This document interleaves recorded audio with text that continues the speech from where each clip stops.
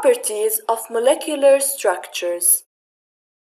Molecular substances tend to be insoluble in water unless they react with it.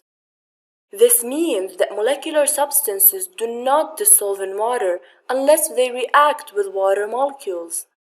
So, when molecular substances are added into water, the only condition for those substances to dissolve in water is to react with water by breaking the forces between water molecules and therefore allowing molecular substances to dissolve. So molecular substances tend to be insoluble in water unless they react with it. Molecular substances are often soluble in organic solvents. So in solvents that are organic, molecular substances easily dissolve. Molecular substances don't conduct electricity.